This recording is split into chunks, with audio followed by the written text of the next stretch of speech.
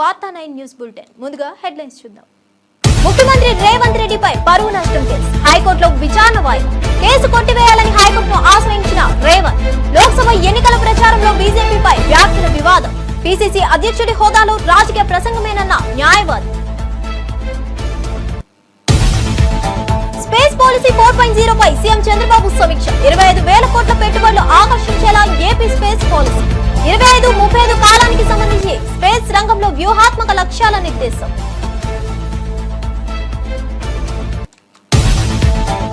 Axiom 4 machine ద్వారా అంతరిక్షంలోకి భారత వ్యోమగామి శుభాంశు శుక్లా సహా 4 వ్యోమగాములు ఐఏఎస్ లో ప్రవేశం. అమెరికా కెనడీ స్పేస్ సెంటర్ నుంచి ఫాల్కన్ 9 రాకెట్ ద్వారా ప్రయోగం. గురువారం సాయంత్రం విజయవంతంగా స్పేస్ క్రాఫ్ట్ డాకింగ్. అంతర్జాతీయ అంతరిక్ష కేంద్రంలో 14 రోజుల పాటు పరిశోధనలు.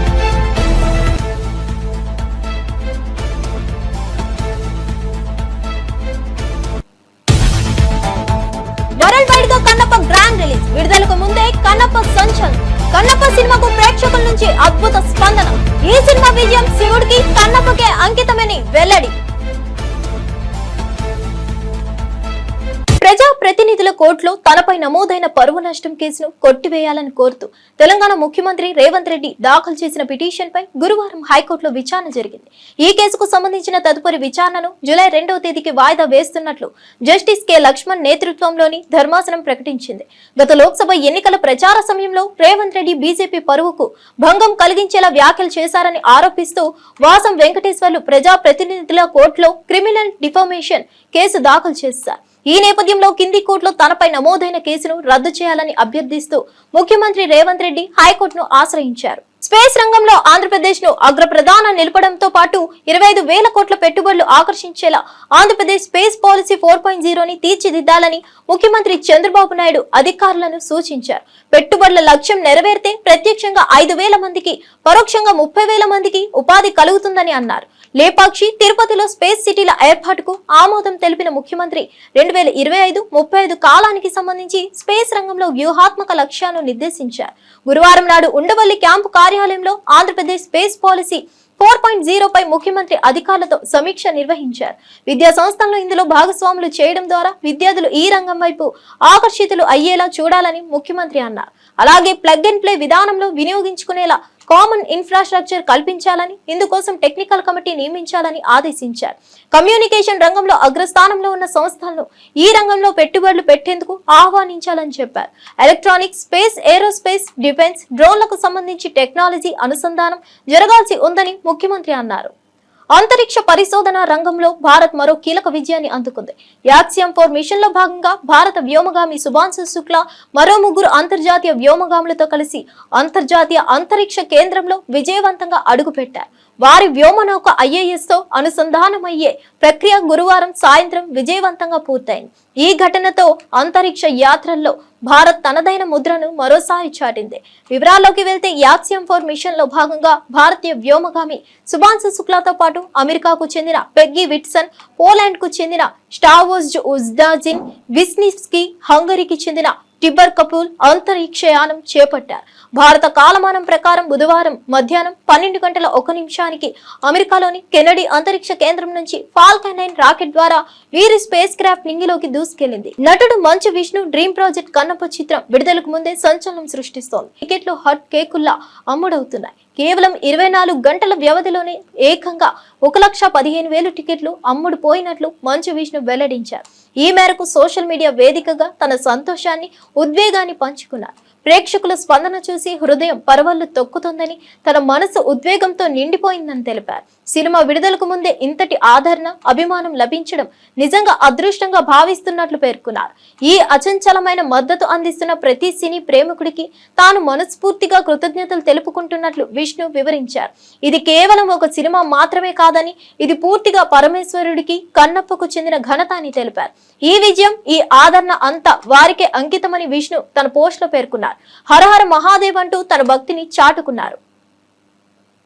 రాష్ట్రంలో గంజాయి, డ్రగ్స్ మాఫియాపై యుద్ధం ప్రకటించిన ముఖ్యమంత్రి చంద్రబాబు ఈ విషయంలో ఎలాంటి రాజీ లేదని స్పష్టం చేశారు. పోలీసులపై దాడి చేసిన గంజాయి మాఫియా బ్యాచ్ కు ఎవరైనా సహకరిస్తే వదిలిపెట్టమంటారా అని ప్రశ్నించారు.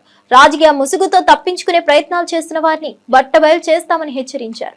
ఎవరైనా అడ్డు వస్తే తొక్కుకుంటూ పోతామంటూ గట్టిగా హెచ్చరించిన సీఎం ఇది తమాషా రాజకీయాల సమయంలో కాదు అని అన్నారు. గంజాయి నిర్మూలనలో ప్రతి ఒక్కరూ బాధ్యతగా వ్యవహరించాలని సూచించారు. యువత భవిష్యత్తును రక్షించేందుకు ప్రభుత్వం పటిష్ట చర్యలు చేపడుతుందని స్పష్టం చేశారు. ప్రజల నుంచి సహకారం లేకపోతే అనుకున్న లక్ష్యాన్ని మనం నెరవేర్చలేం. నా నమ్మకం మీ మీద. మొన్న ఎన్నికల్లో చూశాం. నేను ఒక పిలుపిచ్చాను. మా మిత్రుడు పవన్ కళ్యాణ్ గారు, నేను బీజేపీ కలిసి ముందుకొచ్చాం. మీకు హామీ ఇచ్చాం. హామీ ఇస్తే నా జీవితంలో ఎప్పుడూ చూడని విజయాన్ని 94% స్ట్రైక్ రేట్ అంటే ఇది ఒక చరిత్ర, ఇది ఒక నమ్మకం. ఇప్పుడు మళ్ళీ మిమ్మల్ని అందరినీ అడుగుతున్నా, రాష్ట్రాన్ని బాగు చేయడం కోసం సుపరిపాలనలో తొలి అడుగు వేశాం. నేను ఒకటే మీకు విజ్ఞప్తి చేస్తున్నా, అంతా బాగుంటే చేయడం చాలా సులభంగానే అన్ని విధాల అధ్వానమైన పరిస్థితిలో ఈ రోజు ఉన్నాం.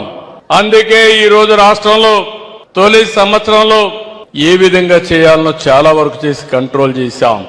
ఈ రెండవ సంవత్సరం ప్రధానమైన సమస్యలపైన మళ్లీ దృష్టి పెట్టాను.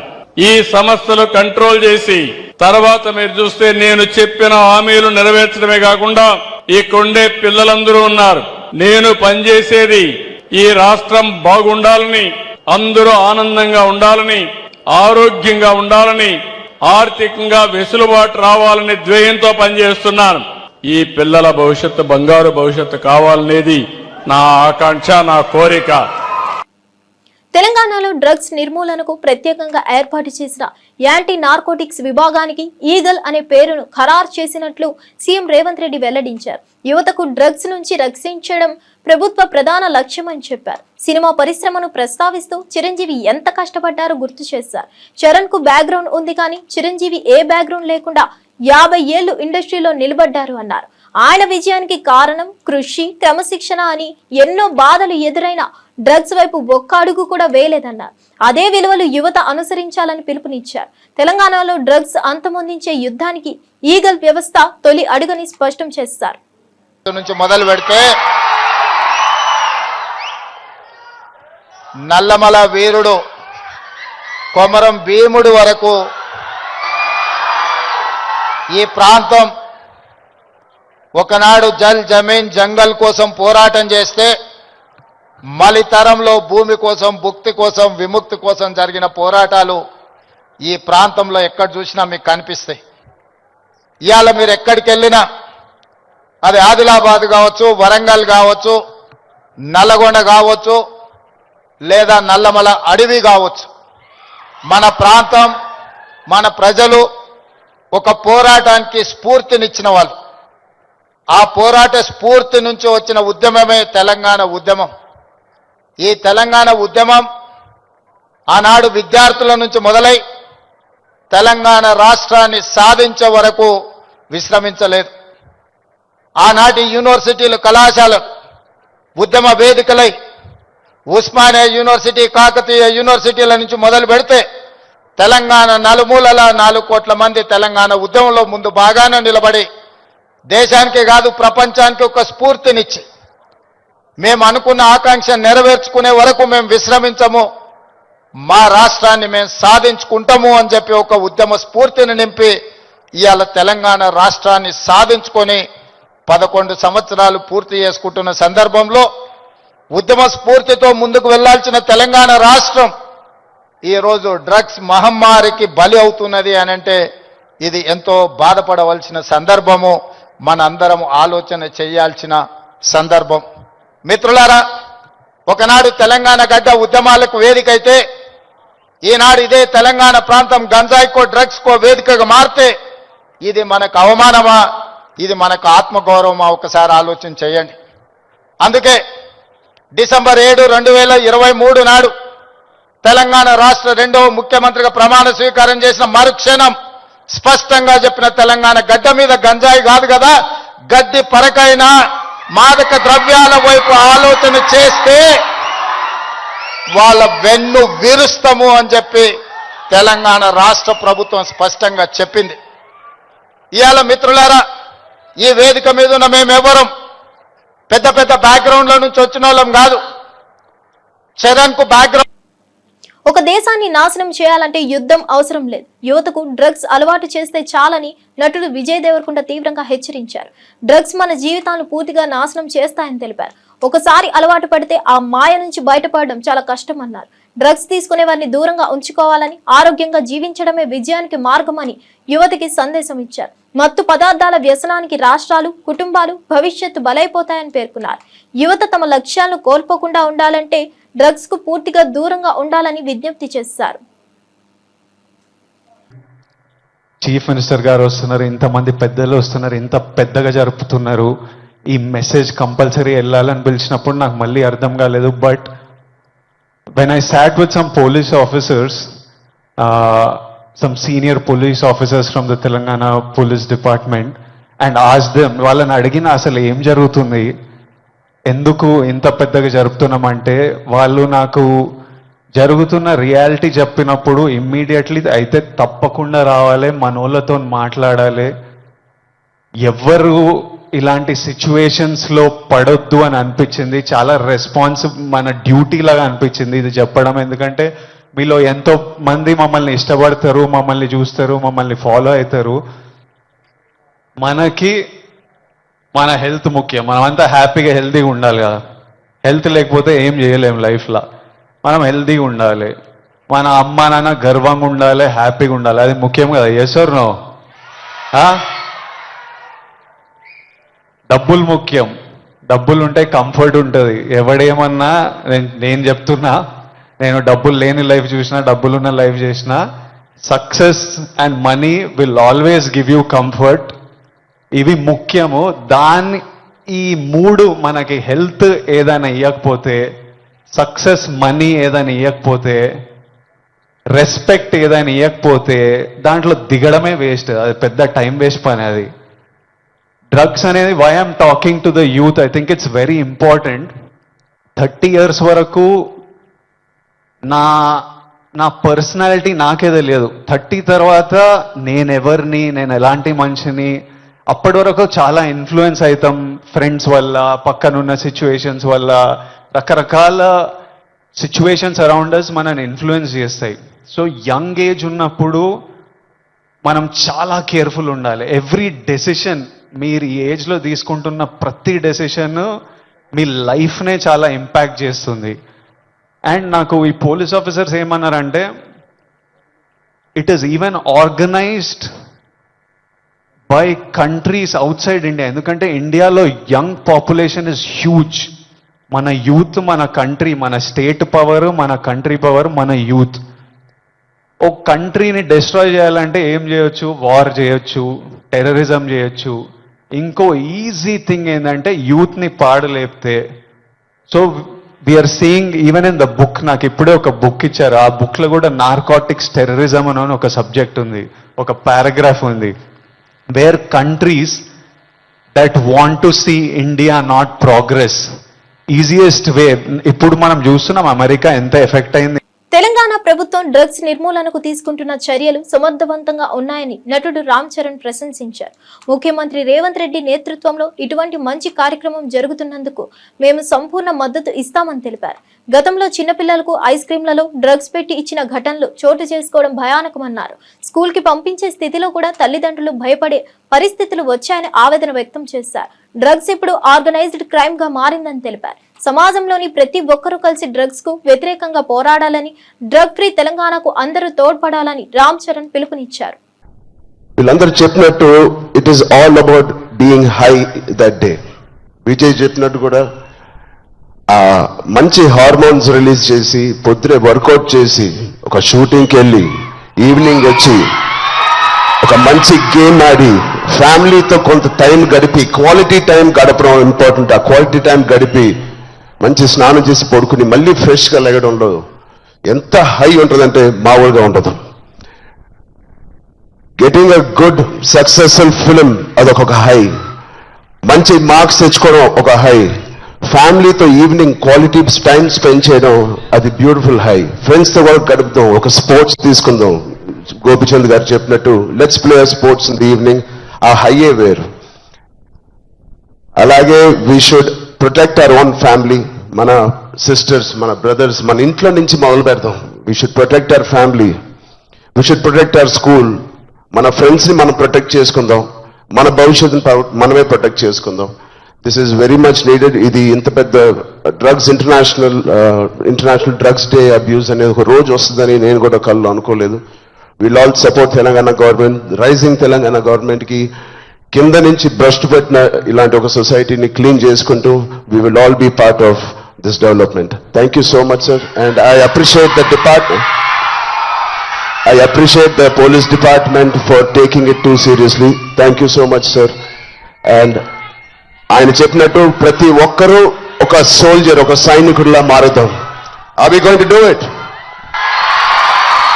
Thank you so much. All the best. Love you guys. Thank you so much, sir. And yes, మా అందరి తరఫున మేమే చెప్తున్నాం, we are all waiting for Petti. Right. Next, I request MP Sri Konda Vishweshwar Garu to please address the evening. Konda Vishweshwar Reddy, good evening, sir. Good evening. ముఖ్యమంత్రి రేవంత్ రెడ్డి గారు, మీ heroes Ram Charan గారు, విజయ్ దేవరకొండ గారు, దిల్ రాజు గారు, మన స్పోర్ట్స్ ఐకాన్ పుల్లెల గోపీచంద్ గారు, సందీప్ సందల్య గారు, అనిత రామచంద్రన్ గారు, లక్ష్మణ్ గారు, మరి మీ రాజ్యసభ మెంబర్ అనిల్ కుమార్ గారు, వేదిక మీద ఉన్న పెద్దలందరికీ కూడా, మోహంతి గారు, అందరు కూడా నమస్కారం. Most of all, congratulations to all of you. You are attending a very very important programme today. Say no to. రైతులపై కాంగ్రెస్ ప్రభుత్వం చూపిస్తున్న వైఖరిని బీఆర్ఎస్ నేత పట్లోల్ల కార్తిక్ రెడ్డి తీవ్రంగా విరుచుకుపడ్డారు. రైతులకు కేసీఆర్ కన్న తల్లి లాంటి వారు అయితే రేవంత్ రెడ్డి మాత్రం సవతి తల్లి లాంటి పాలకుడు అంటూ ఘాటు వ్యాఖ్యలు చేశారు. రైతు బంధు, రైతు భరోసా వంటి పథకాలు రైతులకు సహాయంగా ఉండగా వాటిని ప్రకటించి బజార్లో సంబరాలు చేసుకోవడం నిజమైన సహాయమా అని ప్రశ్నించారు. కన్న తల్లి బిడ్డ ఆకలితో ఉంటే ఇంట్లో అన్నం పెడుతుందని, కానీ సవతి తల్లి నలుగురు చూస్తున్నారా లేదా అని బహిరంగంగా చూపుల కోసం భోజనం పెడుతుందన్నారు. కేసీఆర్ రేవంత్ పాలన మధ్య తేడా కూడా అదే తల్లుల మధ్య తేడాలాగే ఉందని కార్తిక్ రెడ్డి వ్యాఖ్యానించారు. ఏం పని చేస్తున్నారు? రేపు ఏ ఎన్నికలు వచ్చినా కూడా, ముఖ్యంగా రైతు బంధు విషయంలో నాకు అర్థం కాని విషయం ఏంది అంటే, మా రైతులు అడుక్కునే ఒక స్థాయికి తీసుకొస్తారా అంటున్నాను. చేతులు పట్టుకొని అడుక్కునే ఒక స్థాయికి రంగారెడ్డి జిల్లా రైతులను తీసుకొచ్చి మా పైసలు ఎప్పుడు ఇస్తారు మహాప్రభు అని ప్రభుత్వానికి అడుక్కునే వరకు మీరు మాకు ఇప్పటి వరకు రైతు బంధు పైసలు ఇంకా జమ చేయలేదంటే మా రైతులని మీరు ఎంత చిన్నచూపు చూస్తున్నారు అని స్పష్టంగా అర్థమవుతున్నది. ఆ రోజు ఉమ్మడి రంగారెడ్డి జిల్లా, ముఖ్యంగా ఏదైతే రంగారెడ్డి వికారాబాద్ ప్రాంతం ఉన్నదో, పాలమూరు రంగారెడ్డి తీసుకొచ్చి ఈ యొక్క ప్రాంత రైతులకి సాగునీరు కల్పించాలా, ఈ యొక్క ప్రాంతానికి పరిశ్రమకు నీళ్లు కల్పించాలా, తాగునీరు కల్పించాలని కేసీఆర్ గారు ఒక మహా యజ్ఞం ప్రయత్నం చేస్తే ప్రారంభిస్తే మీరు అధికారంలోకి వచ్చిన తర్వాత పాలమూరు రంగారెడ్డి యొక్క ప్రాజెక్ట్ని గంపడి మట్టి పెడతలే. పాలమూరుకి అటు లాభం లేదు, ఇటు రంగారెడ్డి జిల్లాకు లాభం లేకుండా పోయింది. ముఖ్యంగా రైతు బంధు విషయంలో ఇప్పుడే మీకు చెప్పినట్టు ఈ యొక్క అవమానాన్ని ముమ్మాటికి తెలంగాణ ప్రాంతంలో, మా రంగారెడ్డి జిల్లా ప్రాంతంలో మా యొక్క రైతులు యాద పెట్టుకుంటారు.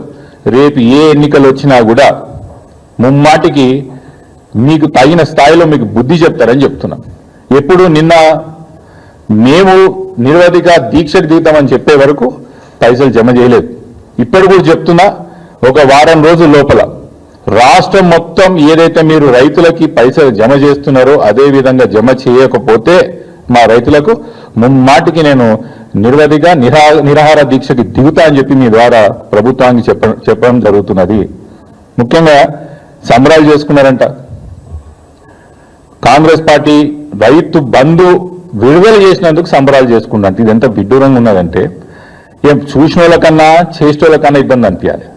అరే మనం చేస్తున్నది నిజంగా ప్రజలు చూసి మందికి నవ్వుతున్నారా, హర్షిస్తున్నారా?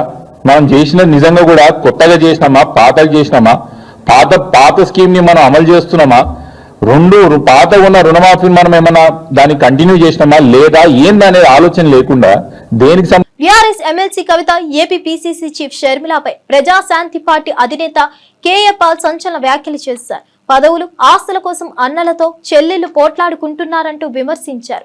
కవిత తండ్రి కేసీఆర్, షర్మిల తండ్రి వైఎస్ రాజశేఖర రెడ్డి కాగా ఇద్దరి భర్తల పేర్లు కూడా అనిల్ కావడం గమనార్హమన్నారు. 60% జనాభా ఉన్న బీసీల నుంచి ఒక్కరు ముఖ్యమంత్రి కాలేదని ఆవేదన వ్యక్తం చేశారు. ఐవీ లీడర్లు ఇచ్చే డబ్బులకు కూలి పనిచేస్తూ మరెన్నాళ్లు మోసపోవాలని ప్రశ్నించారు. ప్రజలు మేలుకొని తమ ఒట్టిబాటి ఓటును విలువైన వ్యక్తులకు ఉపయోగించాలని పిలుపునిచ్చారు. లేదా కాంగ్రెస్ పంపించిన బాణం ఏదో ఒక పార్టీలో చేరిపోద్ది, మీరు మోసపోకండి అన్నాను. లక్షల మంది మోసపోయారు, 100,000 మంది కోట్ల రూపాయలు ఖర్చు పెట్టారు, ఇప్పుడు రోడ్ల మీద తిరుగుతున్నారు. అందులో ఒక 40 మంది నన్ను కలిశారు. అన్న పదవి ఇవ్వలేదని, రావలసిన ఆస్తి లక్షల కోట్లు తనకు పంచలేదని, తల్లి ద్వారా చర్చలు జరిపినా వినలేదని శర్మిలారెడ్డి గురించి మనకు తెలుసు. అయితే మరి ఇప్పుడు కవిత ఎందుకు వచ్చింది? అందుకే వచ్చింది, ఇంకొక అందుకు కాదు. అన్నయ్యకి పదవి ఇచ్చేశారు, లక్షల డబ్బులు ఇచ్చేశారు, కోట్లు, నాకేం ఇవ్వలేదు, నేను ఊరుకుంటున్నా. ఆర్టికల్ 14 నేను కూడా ఈక్వల్ కదా, ఆయనకి 3 లక్షల కోట్లు ఇస్తే నాకు 3 లక్షల కోట్లు ఇవ్వండి, ఆయనకి సీఎం పదవి ఇస్తే నాకు సీఎం పదవి ఇవ్వండి అని ఈ గొడవ. చంద్రశేఖర్ గారి కూతురు కవిత, రాజశేఖర్ గారి కూతురు శర్మిల, వీళ్ళిద్దరు హస్బెండ్లు అనిల్ భార్యలే. ఇద్దరికి ఆశలు ఆకాశాలు. ఈ కుటుంబ కుల పార్టీలు మనకు అవసరమా? ఇంకా మోసపోవడం అవసరమా? మనం బీసీలు 60% ఉన్నాం, ఒక్కరైనా ముఖ్యమంత్రి అయ్యారా? బడుగు బలహీన వర్గాలు ఎంతమంది ఉన్నాం, 90%, ఒక్కరైనా ముఖ్యమంత్రి అయ్యారా? ఇంకెందుకు మీరు మోసపోతారు? వాళ్ళు ఇచ్చిన 1,00,000 రూపాయలకు, 100 రూపాయలకు, 1000 రూపాయలకు కూలి పని చేస్తారు. ప్రజాశాంతి పార్టీ ప్రజల పార్టీ, అప్పులు తీర్చే పార్టీ, అభివృద్ధి చేసే పార్టీ, నిరుద్యోగులకు ఉద్యోగాలు ఇచ్చే పార్టీ. 12 లక్షల కోట్లు ఆంధ్రప్రదేశ్లో, 10 లక్షల కోట్లు తెలంగాణలో అప్పులు తీర్చాలంటే నేను వెళ్లే మార్గంలో మీరు వెళ్ళండి.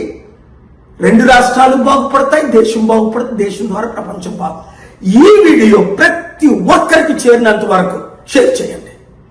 తిరుమల యాత్ర పేరుతో అలిపిరి నుంచి దర్శనం వరకు ఫేక్ యాప్ రూపొందించి డబ్బులు వసూలు చేస్తున్న వ్యవహారంపై జనసేన నేత కిరణ్ రాయ్ తీవ్రంగా స్పందించారు. ఇది టీటీడీ పవిత్రతకు భంగం కలిగించడమేనని పేర్కొంటూ హిందువుల మనోభావాలను దెబ్బతీసే విధంగా వ్యవహరిస్తే పెద్ద యుద్ధమే చేస్తామని హెచ్చరించారు. అధికారికంగా టీటీడీకి సంబంధం లేని యాప్ల ద్వారా భక్తులను మోసం చేయడం తక్షణమే ఆపాలని డిమాండ్ చేశారు. ప్రభుత్వం టీటీడీ చర్యలు తీసుకోవాలని, బాధ్యులపై కఠినంగా వ్యవహరించాలని స్పష్టం చేశారు. తిరుమల పవిత్రతకు తలకిందులయ్యే ప్రయత్నాలను ఏ రూపంలోనూ సహించబోమన్నారు. అల్లిపిరి టోల్ గేట్ నుంచి తిరుమల దర్శనం చేసుకుని మళ్ళీ లడ్లు తీసుకుని మళ్ళీ తిరుపతికి వెళ్ళి ఎలా వెళ్ళొచ్చు అని చెప్పి ఒక రూపంలో ఒక యాప్ క్రియేట్ చేసి అందులో దాన్ని సోషల్ మీడియాలో పెట్టి దాని ద్వారా ఉండి ఒకటి పెట్టి డాలర్స్ రూపంలో డబ్బులు వసూలు చేస్తున్నారు. దాంట్లో గేమ్ అంటే వెంకటేశ్వర ఆటలాడతారా? పిల్ల చేష్టలు చేస్తున్నారు మీరు. మీ లిమిట్ ఉంటుంది, దేనికైనా ఒక లిమిట్ ఉంటుంది. దేవుడితో ఆటలాడటం ఏంది? భవిష్యత్తులో వెంకటేశ్వర స్వామి జోలికి రావాలన్నా, హిందూ మతాల జోలికి రావాలన్నా, ఇటువంటి యాప్ క్రియేట్ చేయాలన్నా, ఏమి చేయాలన్నా సరే వాళ్ళకి భయపడే విధంగా శిక్షలు పడాలి.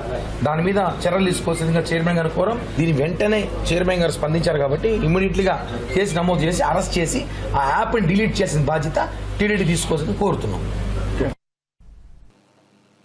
జూరాల ప్రాజెక్టును పరిశీలించిన మాజీ మంత్రి శ్రీనివాస్ గౌడ్, లక్ష్మారెడ్డి, మాజీ ఎమ్మెల్యేలు రామ్మోహన్ రెడ్డి, ఆల వెంకటేశ్వర రెడ్డి తీవ్ర వ్యాఖ్యలు చేశారు. సీఎం సొంత జిల్లాలో ఉండే ఈ ప్రాజెక్టును కాంగ్రెస్ ప్రభుత్వం పూర్తిగా పట్టించుకోవడం లేదన్నారు.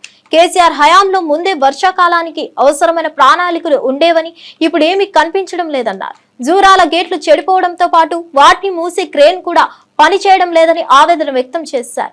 గేట్ల మరామతులు చేయకపోవడం వల్ల వరద నీరు వృధాగా పోతుందని మండిపడ్డారు. అవసరమైన చర్యలు తక్షణమే తీసుకోవాలని, లేదంటే ఉద్యమానికి సిద్ధమవుతామన్నారు. వెంటనే అక్కడి నుంచి ఒట్టిన ఇక్కడికి రావడం జరిగింది. మిత్రులారా, అసలే పాలమూరు జిల్లా, కర్నూలు జిల్లా, ఉమ్మడి ఆంధ్రప్రదేశ్ లో భారతదేశంలోని అత్యంత వెనుకబడినటువంటి లిటరసీ ఉన్నటువంటి జిల్లా ఇది. అత్యంత వెనుకబడిన జిల్లా ఇది. ప్లస్ 14 లక్షల మంది వలస పోయిన జిల్లా ఇది. దేశంలోనే చాలా వెనుకబడినది. భూములున్నా కూడా 2 నదులు ఉన్నాయి. కృష్ణా, తుంగభద్ర 2 నదులున్నా కరువు కాటకాల్లో కొట్టుమిట్టినటువంటి జిల్లా ఇది. ఇలా 10 సంవత్సరాల కాలంలో వర్షాలు పడ్డామంటే నీళ్లు జూరాలకు రాకముందే కేసీఆర్ గారు ఫోను ఎక్కటోళ్ళం అక్కడ వెళ్ళి ఒక్కొక్కరు ఒక రిజర్వాయర్ దగ్గర నిలబడి కూర్చొని నీళ్ళు వచ్చిన వెంబడే గేట్లు తెరిపించుకొని నీళ్లు తీసుకుపోయే వాళ్ళం. గేట్లు రిపేర్ చేయించే వాళ్ళం. ఎండాకాలమే గేట్లు రిపేర్ అయ్యేది. కానీ ఇలా అధికారుల నిర్లక్ష్యం చూస్తుంటే అసలు ఏంది ఇది? వారం 10 రోజులు జూరాల కెపాసిటీ ఎంత ఉందో రోజు అంత కెపాసిటీ నీళ్లు వృధాగా నదిలో వెళ్ళిపోయినాయి. ఇలా నీళ్లు వస్తున్నాయి. వర్షాకాలం ముందు వచ్చింది, పైన వర్షాలు పడితే నీళ్లు వచ్చినాయి. ఎప్పుడు జరగలే అట్లా. తొందరగా నీళ్ళు వచ్చినాయి, తొందరగా నాట్లు వేసుకోవాలి, మొన్న ఎండిపోయిన చేనులు అనుకుంటే ఈరోజు చూస్తుంటే నిజంగా ఎంత బాధ అనిపిస్తుంది అంటే కళ్ళ ముందు నీళ్ళు ఇట్లా పోతున్నాయి. అన్ని రిపేర్లే. ఒక్క రోపు దిగిందని చూస్తే ఒకటి కాదు 10 రోపులు దిగిపోయినాయి. ఇక్కడ 10 రోపులు దిగిపోయినాయి. అన్ని గేట్స్ అన్ని కూడా, గేట్ వాల్స్ అన్ని కూడా ఖరాబ్ అయిపోయినాయి. ఆ క్రేన్, ఎమర్జెన్సీ క్రేన్, ఏం క్రేన్ అది? గ్యాంట్రీ క్రేన్ అంటే అర్జెన్సీగా ఇమ్మీడియట్ గా గేట్లన్నీ క్లోజ్ చేయడానికి ఉపయోగపడేది. అది క్లోజ్ చేయడానికి, ఓపెన్ చేయడానికి క్రేన్ పోయింది, గేట్ వాల్స్ పోయినాయి, రోప్ పోయింది, రిపేర్ లేదు. సంగమండ రిజర్వాయర్ దగ్గర కూడా గేట్ రిపేర్లు ఉన్నాయి. టీటీడీ పేరుతో నకిలీ యాప్ తయారు చేసి విదేశాల్లో డాలర్ల రూపంలో డబ్బులు వసూలు చేస్తున్నట్లు ఫిర్యాదులు అందినట్లు టీటీడీ చైర్మన్ బిఆర్ నాయుడు వెల్లడించారు. ఈ వ్యవహారాన్ని టీటీడీ చాలా సీరియస్ గా తీసుకుంటున్నట్లు చెప్పారు. భక్తులను మోసం చేసే ఈ చర్యలపై ఇప్పటికే కేసు నమోదు చేసి విచారణ ప్రారంభించినట్లు తెలిపారు. నకిలీ యాప్ ద్వారా టీటీడీ పవిత్రతను దెబ్బతీయాలనే చర్యలు జరగకూడదని, ఎవరైనా అలా ప్రయత్నిస్తే కఠిన చర్యలు తప్పవని ఆయన హెచ్చరించారు. ఈరోజు జనసేన పార్టీకి సంబంధించినటువంటి నాయకులు శ్రీ కిరణ్ రాయల్ గారు ఒక వీడియో చూపించారు. అది అత్యంత దారుణంగా ఉంది. అదేవిధంగా కంప్లైంట్ కూడా చేశారు. అదేంటంటే తిరుమల ఎలా దర్శనం చేసుకోవాలి ఏంటి అనేటువంటి ఒక దేవస్థానం పేరు మీద ఒక డూప్లికేట్ యాప్ ఒకటి తయారు చేశాడు. అది చాలా క్రైమ్ అది. సో దానికి సంబంధించింది వాడు డాలర్ రూపంలో కూడా కలెక్ట్ చేస్తున్నట్టుగా ఇన్ఫర్మేషన్ ఉంది. దీని మీదుగా చాలా సీరియస్గా యాక్షన్ తీసుకుంటాం. ఇందులో పెట్టే ప్రశ్నే లేదు. ఇప్పుడే నేను సిబిఐ అండ్ ఎస్ఓకి ఫార్వర్డ్ చేసి కేసు రిజిస్టర్ చేయమని చెప్తాను. ఏముంది ఇలాంటివి కూడా ఇంకా ముందు ఏదైనా జరిగితే కూడా. మరిన్ని అప్డేట్స్ కోసం చూస్తూనే ఉండండి వార్తా 9 న్యూస్.